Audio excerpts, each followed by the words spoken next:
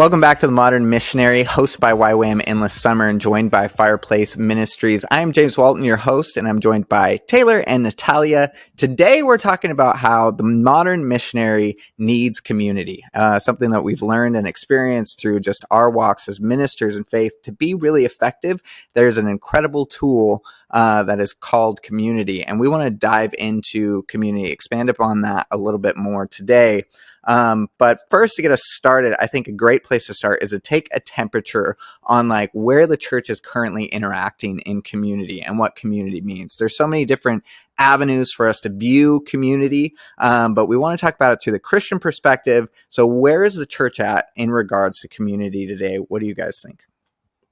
I would say, honestly, I think we're in a kind of a rough spot in general with community. I think from the pandemic, it was, at least where we're at, it said that you cannot be in community 6 feet away from all people, and do not meet with people. And we understand that what the need for that at the time and all that stuff. But now coming on the other side of that, I think there's still some residual fear inside of people where it was so ingrained inside of us. People are dangerous. Don't get around people. Don't go into groups, and now all of a sudden we're expected just to live like life is normal again. And I think people are still really freaked out, So one, I think there's kind of this social awkwardness. I don't know about you guys, but it seemed like everyone kind of came out of the pandemic kind of socially awkward. Like we don't know how to talk with people in person anymore, Sure. You're like, and there's like a fear and there's some weirdness there. And I think also people have substituted church community for like sermons online because we went online for the last couple of years, And so I think learning that no, church is more than just a sermon we listen to. It's the community, it's coming together, it's being together, sharing back and forth dialogue. And I think we've lost a lot of that. We've substituted it for YouTube, for church, sermons like that, and fear. So I would say we're kind of in a rough patch where we need, as the church, to learn how to do community again right now. I don't know. Natalia, what do you think? Oh, sorry, Well, James. let me dive in there real quick. I think there's an aspect though, Taylor, that COVID actually revealed like what we thought we had community, and then when COVID hit and we didn't have like a Sunday morning to like come together and gather, the reality was like, oh, actually we don't have community. And where like we're meant to be, like we like thought that like, oh, it's community, I see these people every week, but now you took that gathering place away. And like, at least in our church and like the size that it was at, it was like, oh, we don't actually have any connection with people outside of these Sunday morning gatherings. We're actually, our lives aren't actually intertwined enough where we're actually connected in a meaningful way. We just saw each other because of these church services or programs, and now you've removed those and we're actually like not as involved in people's lives anymore. So like that's been a revealing thing for at least like my church, I think, that we went through COVID. And then coming out of that, I think there it definitely impacted us in terms of what we saw. And I think we're kind of recumbering like, or taking a new kind of degree of like what is community, and realizing we can't just depend on gathering at services or events, but it needs to be more than that. Yes. What about you, Natalia? I think something that's interesting in the pandemic too is, so some communities got really good and really deep and really invested because they're like, these are the 5 people. These are the 5 people within my like accepted circle for COVID, and they're the ones I'm doing all of my life with. And in those kinds of communities, it's odd too because then the whole missional element of community is lost, right? John 15:35, Jesus tells his disciples, you will be known by your love for one another. So like, yes, there's supposed to be a radical love, a radical generosity and givenness toward one another, that really pulls out Christ in one another, right? But community loses so much of its purpose when completely isolated from people who don't know Jesus. So there's this other aspect that happened in the pandemic too, of like, a lot of us even lost that intention in our communities that like, it is supposed to be a protected place where we're pursuing Jesus together, but also it's supposed to be incredibly permeable, and it's supposed to be attractive to people who don't know Jesus because of the great love that Christians have for one another. I think there's for the modern missionary, there is this aspect that community is such a tool for the effectiveness of our message and our gospel. But I think a normal Christian today doesn't really see it. I think community can also be this thing. It's like, it's for me, it's to support me, or we're just not in community. So it's just not really a factor that we're playing in terms of like how we are engaging with the world and the gospel and being missionaries at all. And so like, there is the verse that I love in John 13:35, and it says, by this, everyone will know that you are my disciples by the way that you love one another. And it's like, you don't have to go out preaching. You don't have to do anything. All you have to do is love well the Christians around you. And like, that should be sign enough to people around you that you are Christians, that you are different. And I find in culture today, that's just like, there's not enough Christians thinking that way. Hey, let's go hang out and let's go do that in a public environment and display, because the way that we love one another is so unique and so different that it's going to be a testimony. I just don't think Christians have that kind of like thought process going into the way that they see their relationships with other believers at all. Yeah.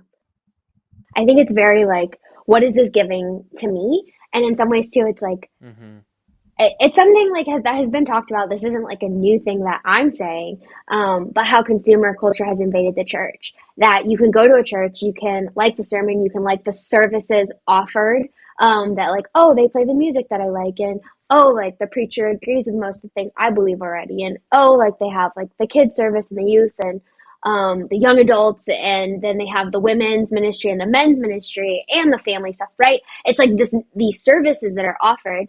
And sometimes we think of it in a very consumeristic way instead of being like, okay, like how is my involvement in the community not just benefiting the other people there, but how is that actually a declaration of the goodness of God to people who don't know Jesus?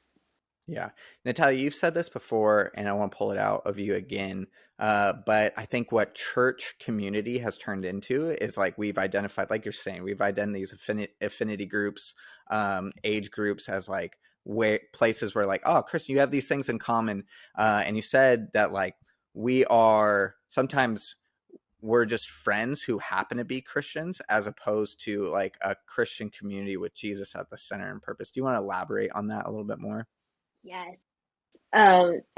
This was one of my soapboxes all through college. Is there's a difference between Christian community and Christians in community. Because Christians in community is just a group of friends who happen to be Christians, right? And oftentimes this is what church engagement looks like for us, right? But Christian community is marked by the values of Jesus and the life of Jesus and the way of Jesus being lived out together. So the thing that's pulling everyone together is Jesus. And that is remarkable. And that's what John 15:35 is talking about. Is it's regardless of race, and it's regardless of age, irregardless, excuse me.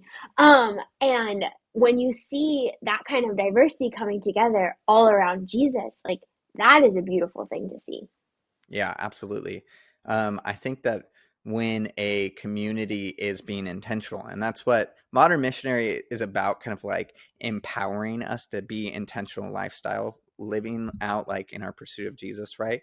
Is that um, we've talked about this in other episodes, where it's an activation of the mind, be like, no, I'm going to do it. And that needs to happen in the community. Sometimes the community will be self-serving, but it's like, guys, let's not just come together to support one another, meet each other in our needs, and carry each other's burdens, which we should do. But it's also like, let's be intentional about this community in seeking Jesus and being available for Jesus and being missional for Jesus. And yeah, I think there just needs to be that kind of activation that takes place in these like Christian affinity groups. Is like, actually, we're going to use this for the sake of Jesus, not just for the sake of ourselves. One thing that I've seen in YWAM culture specifically is students come in young, middle, like whatever age they come into, but everybody does a discipleship training school. And a discipleship training school is such an incredible season of life, where for 3 months you're surrounded by a community of people, where you're seeking God, you're in classes, you're learning about him, you're practicing intercession, you're practicing prayer, you're practicing evangelism, you're like living in tight community, like sharing every meal together. You're often sharing housing together in like tight quarters. So you're getting this like deep dive into like your lifestyles being meshed in the other ones. And then you pull a student and they finish their DTS and then they go right back home to like their church or where they're from. And suddenly now they're like, wait, like that was church. What I just experienced, that was it. Like that was community. And now they're back in like American church or whatever type of like culture that they're thrown back into. And I think there's just like this really awe moment of like, wait, I just experienced like community in a way I've never touched on before, but now I'm back in like normal lifestyle. And it's really hard to kind of like re-engage with that sense, because then you have the standard and the experience of what you have. And that's a struggle a lot of YWAMers go through, just because what a powerful experience it is.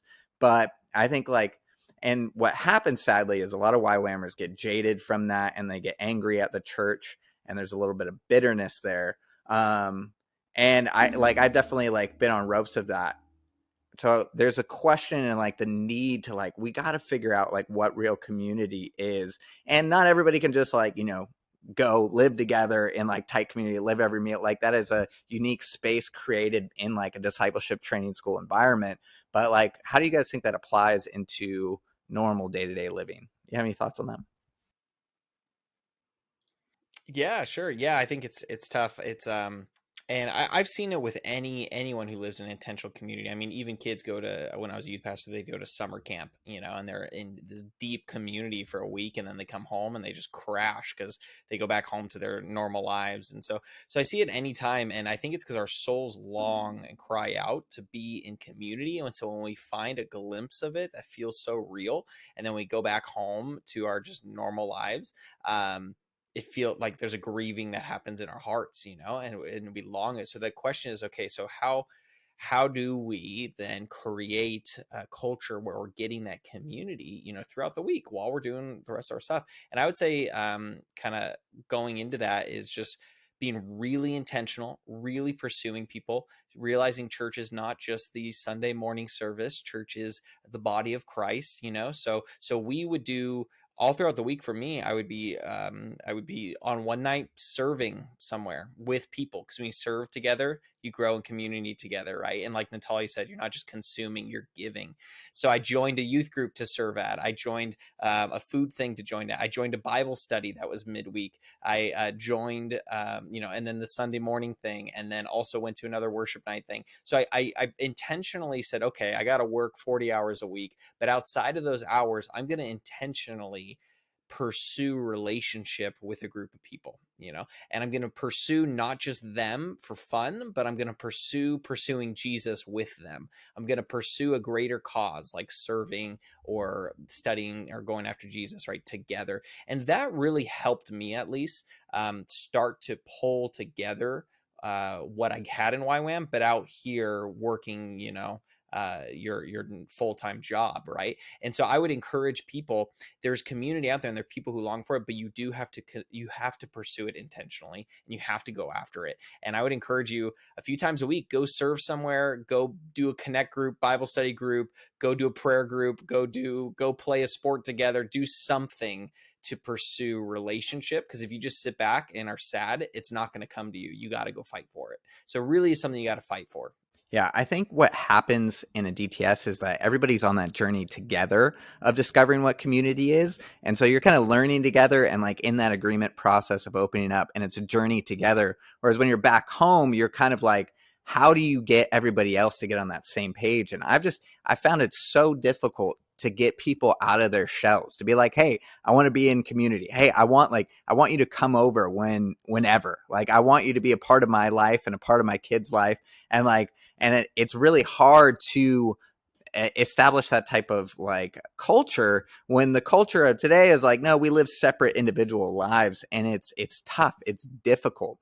But again, like the purpose of this Modern Missionary podcast is to like take experience and knowledge of us as like individuals coming to this podcast, but also just what we've learned in culture and society throughout the years of Christ, and like, what does it take to be an effective missionary? And we want to stand kind of like from this perspective of like, how does a missionary be effective, be successful in whatever kind of environment they're pulled into? And so we're really looking at it being like, community is a key factor to be successful. And so with that kind of like that perspective, let's ask the question of like what or why, like what is the solution to using community effectively as a missionary? What are the things we can do? Because I like, for me, I'm still in this process of really figuring it out. As a missionary in North County, we are trying to create that culture of like, you know, connection. But like, I've been finding it so hard to get people out of their shelves and engage and like, and be like, hey, I don't want to just like be your friend, but I want to like be brothers and sisters in Christ as we like pursue Christ and like our lifestyle and everything. And it's hard. Natalia, do you have any solutions or answers to that? Okay, so I think one thing, this is hard because this requires a little bit of boldness, you know? But getting the initial buy-in from people that like, all right, so we do live in an individualistic society. And what does that mean? That means that you, as a singular person, your goals and dreams are most important in how you shape your life, right? Like your comfortability really. And like that is completely in contrast to how community works. How many times, you know, like have you committed to dinner plans and then the night of you're like, I'm tired and I don't want to go, like, you know, and Yeah. if it's a bigger Yeah. group, Yeah. you're Yeah. like, Yeah. fantastic, I'll back out, right? No one will notice. If it's a smaller group, you're like, all right, we're going to text them before that we can only go for an hour and that's all we have, right? But it's just, like that is not at all the way of Jesus. And that's not to say not to have boundaries or not to respect like your body's needs and like your need for rest and your need for solitude and all of those things. But it is to say, okay, what is our buy-in? What is actually our goal? And it's been really sweet with the last few roommates I've had to say, okay, our primary goal in our home is to be a place where the presence of God abides, where other people can come in and find safety and rest in our hospitality, and that people who don't even know Jesus would find a community here that is ready to just embrace them because of like the love that abides in this home, right? And so it's been really sweet to like have that standard set right away with like the person I live with. And then from that like central place, as people come in and like become part of our integral circle, right? They buy into that vision. And then all of a sudden they're like, hey, this international student like is having a birthday. Can we host their birthday party at your house? And I'm like, of course, right? Like they Mm. don't have anywhere to go. And like, of course we want them to feel loved and like we're gonna open up for that.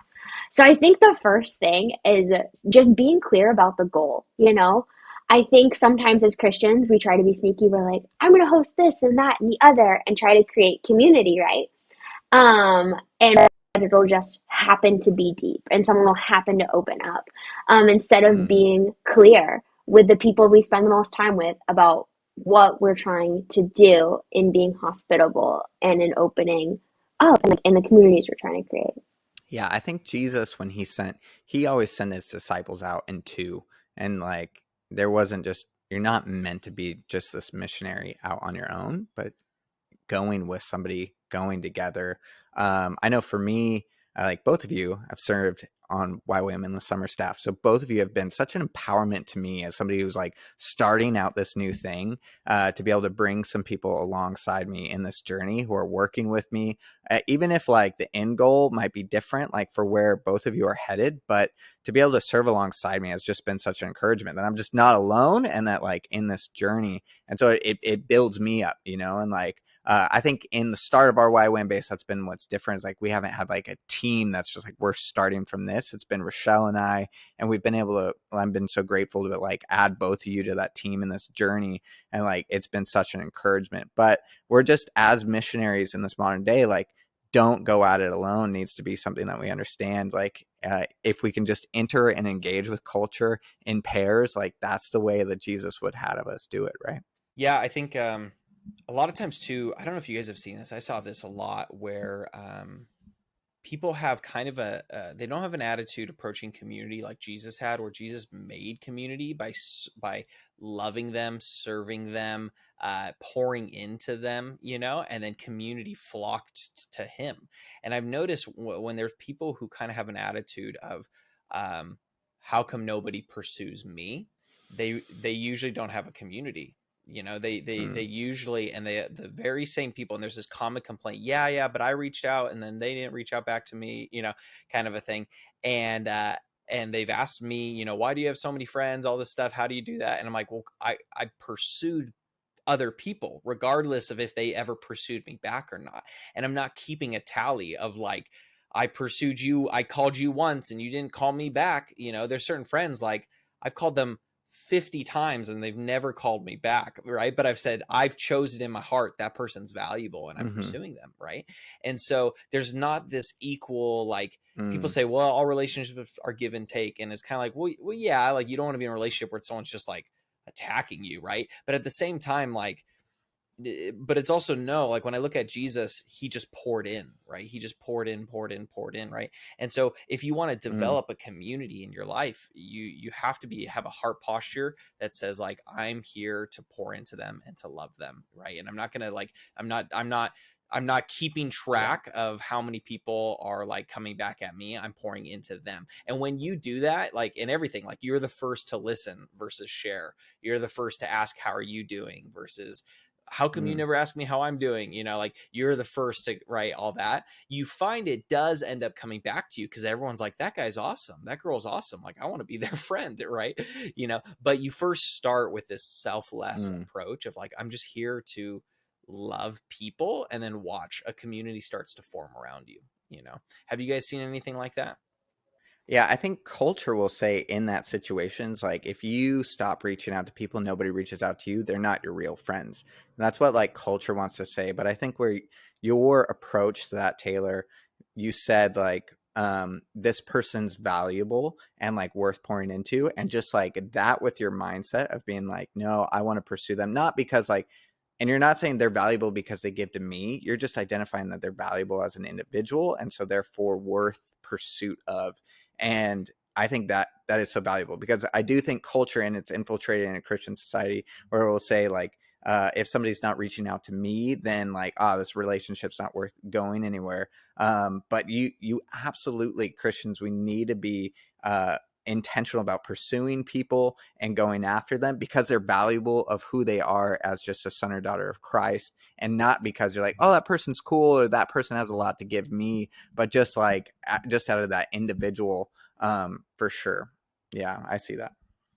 Yeah, and I don't have this expectation, and understand that everyone's not in the same season of you. Some people, they can only give you a small Mm-hmm. piece, right? And that's why I always tell people too, like, you have to have room for more than one best friend, and you always have to have room in your heart for a new best friend to appear on the scene, you know. Like otherwise Jesus is like, yo, I got my 12, Taylor, you can never be my best friend, sorry, you know. Like, I got my 12, I'm good, you know. And no, and it's like, if we're called to be like Jesus, he always had room for another person to get close to his heart.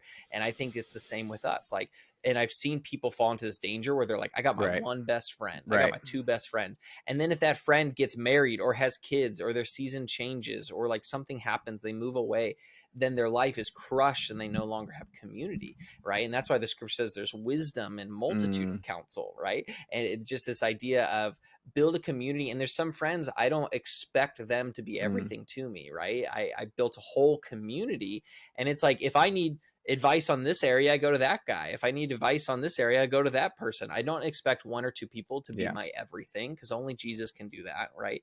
And so I build a whole community around me. That way when people have hard seasons, I'm not derailed because I'm in a full body of Christ. I'm not putting everything into Mm. one person in my life, you know. Does that make sense? So I encourage people, build a whole community around you of people and pour into them. Don't just sit back and be like, no, I got my one person and I'm good. So here's You the tension that I've just like been experiencing over the last like 4 years, is that like, okay, we've narrowed it down to like 10 people that Rochelle and I want to be in like the know? small group with. But then, so the tension is like preserving that intimacy versus like having a missional growth mindset. And that's a tough place to be. Natalia, what do you think about that? Do you think there is space to be like, oh, this is like my like reliable group, or should that place always be open to like adding? It's a tension. I don't think I've found an answer to it, because I definitely think to be missional, it needs to be open to growth. But there's a place where that's like unsustainable and knowing each other. So do you have any thoughts on that? Um, couple thoughts. So I think what's interesting is even within the disciples, like Jesus had the ones he was closer to. And, there's the 12 and then there's the three. And then there's John the beloved, who the others are like, you asked Jesus who's going to betray him. Like, like they know that John's the closer one. And so I think like within our circles, a lot of times as Christians, we're like, oh, it's the nice thing to like not have these different like stratifications of like who can be a certain level of close to me. It's like, actually, like that's not even a value statement on them. That's like for me as a person who knows that I'm not going to be fully formed into Christ's image without people who are walking closely enough with me to call me out when I don't look like Jesus, right? And I can't actually do that effectively with 12 people, right? Like I can't be close enough to 12 people to have them be like, hey, Natalia, you're kind of short, like in this conversation, like what's going on there? Like you are not loving, like what's happening, right? And so I think the thing that's interesting is a lot of times we think of it in terms of like selfishness versus not selfishness, of like protecting like the core intimate group versus like being super open and like being unselfish about it. And I think what's interesting is we forget this piece of um like we need like a place to be called out and we need a place to confess our sins one to another. And so in my mind, like that's the other piece that has to be brought into like protecting like the inner circle. And so I think the thing that's kind of fun with that is being able to say, hey, like we're all invested in each other's growth, but like what is our growth doing? Is our growth the end in and of itself? Or do we have places outside of this where that growth is going to bless other people and we get to return here and like celebrate and encourage that even more, you know? Mm. And then even within that, it's the willingness to be like, wow, this group has been super effective and super sweet. And we have a lot of people that want to join. So we're splitting into two, you know? Mm-hmm. And like Mm-hmm. that is the other part that says something incredible of like, I love to imagine how like these disciples after like every day together, 3 years, they go in twos, right? Like you will be my witnesses in Jerusalem, Judea, to the ends of the earth. And they start doing it, right? I love the idea of that first council in Jerusalem, of them coming back together and just discussing. Like, it's like an argument that brought them back together, but I bet they were so excited to like see the other people that they had walked with, right? And to get that encouragement.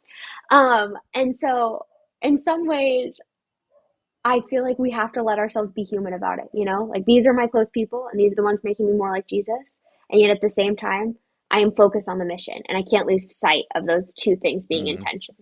Well, the last couple minutes of this podcast, there's two things that I would love for us to be able to identify. The first one is like, what does a true missional community, like what will they do? Like what will they accomplish? Like what will they have? Kind of what are some of those things? And then the second question is like, okay, and then how do we create that? Taylor, you kind of started talking about that a little bit, but how do we really like, if we want that, we're identifying that we don't have that, but we want that, or we experienced it elsewhere and we're in a place where we need to create it. How do we start creating that community? So first question right now, Taylor, we can shoot to you, is like, what does a missional community need to have, or what does it just like actually create in being a missional community?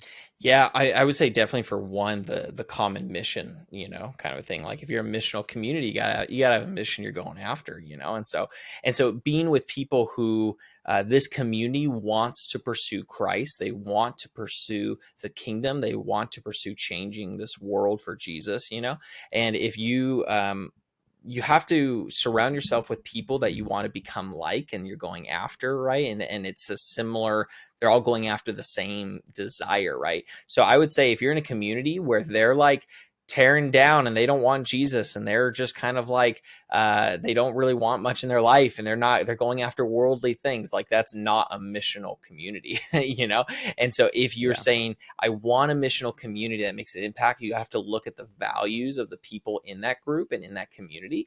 And if you all have that common value of chasing after Christ with everything you got, like that's a missional community. So one, they have to have the mission of Christ. Yeah. But another practical thing is, like I was saying earlier, is pursue God together, study, go after together, worship together, pray together. If you're in a group of people where you've never prayed for each other, I wouldn't really say it's a deep group. You have to have people like Natalia was saying, and there's a verse in the Bible that talks about confessing your sins to one another. You have to have that group of people that you are willing to be vulnerable with, open up with, confess where you messed up with, chase Jesus with, get prayer, give prayer, and serve alongside towards a greater mission. That those are all characteristics I would say are inside of a missionary community, right? Versus the contrast is the worldly community where you don't really see any of that. Yeah. And what Natalia was saying, like, in order to arrive there to make that happen is like, Natalia, you had a conversation with your roommate about defining like the purpose of where you're going. And like that communication aspect is so key and so fundamental, but I think often lost. So it's like, I would encourage you to be like, hey, examine your friend group, like who's the one you're close with, you trust, and like invite them into a conversation on this topic. Be like, hey, I want to create like more of a missional, Jesus focused community. Will you join me in this pursuit? And these are some of the things like I want to do. I want to together pursue the lost in like relationship. I want to together keep each other accountable towards like really living out our faith. I want to get, and so like, I think that starts at a conversation. So I would say, go have a cup of coffee with your friend being like, hey, I want to talk intentionally about how our community is being used. Because I think we grew up in schools where friendships just happened. Community just happened. You just got on sports teams and it was like there. But as adults and as believers, we need to be intentional about like taking responsibility of our community. Be like, no, this thing's not just going to happen. Like I'm going to set the standard and pursue it and seek it and make it happen. So I would say like to arrive at Taylor's point of like having that like common mission, you got to have that talk. Amen. I think something that's so interesting that marks the community of believers in Acts 2:42-45 is no one had any need. So just think about a place where vulnerability is safe enough that like you can say you have a need, and like everyone is so invested in each other's well-being that they won't let you continue to have a need. And that concept of radical givenness, right? Like radical generosity and investment in someone else's good, is not something that does well with our mindsets because we have zero-sum calculations, right? Like we're like, there's a limited amount of resources, and if I give this, then what will I have, right? And so the thing that's so cool about Christian community is it's supposed to be defined by the heavenly economy, right? Like Christian economy is not capitalistic. Like it's not. Like it is not a zero-sum calculation. We glorify the God of abundance who wants to pour out through the people of God on the people of God so that no one has any need. And that's what's turning heads and leading to thousands being saved in the midst of, yes, the miracles, and yes, them gathering together daily to pray, and yes, the preaching, right? But it's also like that is deeply convicting, right? To think of, oh, wow, like this was a defining aspect of them. And this isn't even something we consider when we talk about like our friend groups that are Christians, right? Yeah. Finally, like needs to have is that. So coming back to that first verse, you'll know you're my disciples by the way you love one another. The way we love one another needs to be distinguishable from this world. Like, how are you in a public place, like building up that person? How are you caring for that person? How is like your love and care for the community around you actually being a testimony to the world around you? That's your standard, right? You're not just friends, but like it's this deep Christ-centered community. And a point that's just coming to my mind is Christians, the love that we have between Christian friendships, like we got to raise the bar. If they hurt you, I think there needs to be a responsibility to seek like resolution and healing in that. Like there's a higher level of relationship we're called to. The world would say like that person hurt me. We're just going to go separate ways. I forgive you, but we're not going to be friends anymore. But I feel like Jesus loving community would be like, hey, I love you so much, or I care about you so much as an individual. You're that valuable that I'm not going to let this thing get in the way of it. I want to bring resolve to it, and I actually want to restore like healthy friendship with it. And I think we got to raise that bar, because I've seen in Christian community that bar just gets dropped, and it's like, oh, those two people, they can't hang out. Now our group is like split hanging out because they're not willing to like. And I think like as Christians, we're called to a higher level of love, not just brotherly love, not just like friendship love, but like agape, like self-sacrificing love. That should be the standard in Christian community. Closing thoughts. Go ahead, Taylor. Sorry. Well, I was going to say, kind of adding on to that, I think just the willingness to kind of what I heard you start to say as well and include was just the willingness to like work through conflict of like conflict is okay. Like you see it you see it with Jesus and the disciples, you see it with the disciples amongst each other. You see it with Paul rebuking Peter, you see a lot of conflict amidst this deep, loving community. So just because you're in a Christian community doesn't mean that there's not going to be conflict.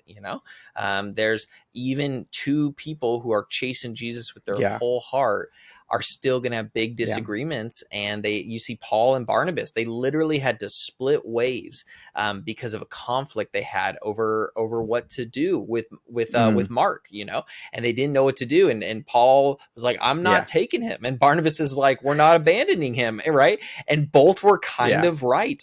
And which one, who do you choose? They're both apostles kind of going after Jesus. Right. And they split and they went different ways. Right. But like you said, later down the road, you see Mark goes on to write the book of Mark, and he gets so redeemed because Barnabas poured into him. And I'm like, oh, thank God we didn't just listen to Paul, or like, thank God for Barnabas who took in, Mark. And so you just see there's conflict in the Bible amongst people, and yet they were believers, chasing Jesus, loved Jesus with their whole heart, and they worked through it. By the end of Paul's life, in his letters, he says, make sure to send me Mark, right? And he actually calls for Mark to come talk with him. And so you just see this ability to work through hard stuff. And so I would just say, like, I've heard a lot of people, whenever conflict comes up, they call Christians hypocrites. And it's like, no, they're not hypocrites. They're just people working through conflict. And like, that's okay. And like, that's all right. And so let's be okay to work through conflict together as a community. And that's good. And you actually, when you go through conflict, you become closer. It doesn't actually tear you apart. You actually become closer because we can go through so much and we're still going to make it. We're still going to be okay, and all my best friends that I've been blessed with some friends for 20 years. We've gone through some gnarly conflict, right? And that's why they're my closest friends, right? Because we worked through it. So I would just challenge people, if you want community, you're going to have to be willing to like get offended and work through some hard conflict, but it's still God and it's still good. Yeah, absolutely. Natalia, do you want to leave us with any closing thoughts? I think the thing that has amazed me is how much God will answer prayers for friends and prayers for community. So I would really encourage you, if you feel in a place discouraged or defeated or even really like held down by social anxiety, and like hurt, like even church hurt, to really hold that before the Lord and say, God, where are you in this? And even say, like, God, I need a friend, like, da, da, da, da, da. And God has amazed me the number of times He's answered those prayers. And then also, like, brought me to this place where I know that every friend I have is a gift from Him. And I know every community I'm a part of is a gift from Him. So it just makes the way that I hold those things, it gives me a different posture, right? That it's like, this isn't my friend that like I deserve, right? This is like my gift of friendship that I get to experience because God is gracious to me. And I want to honor and steward how God has chosen to weave my story with someone else's in whatever the season it is, right? And so that just enables us to approach things with a lot more joy, right? Than being like, I must hold tightly to this. And I think it helps us experience the kingdom a lot more with that posture through those friendships. Absolutely. So the modern missionary is somebody who like intentionally pursues community and also utilizes it for the growth of the kingdom, because community is an effective, important tool for modern missionaries. And so love this conversation. Hope we can continue to have it and grow in community ourselves. But definitely, if you are a believer and you're not in community, we encourage you, don't wait for people to pursue you, but you be the one intentionally seeking others and establishing like, this is what I want our community for. This is what we want to see out of it. So thank you. Join us for our next episode in the Modern Missionary.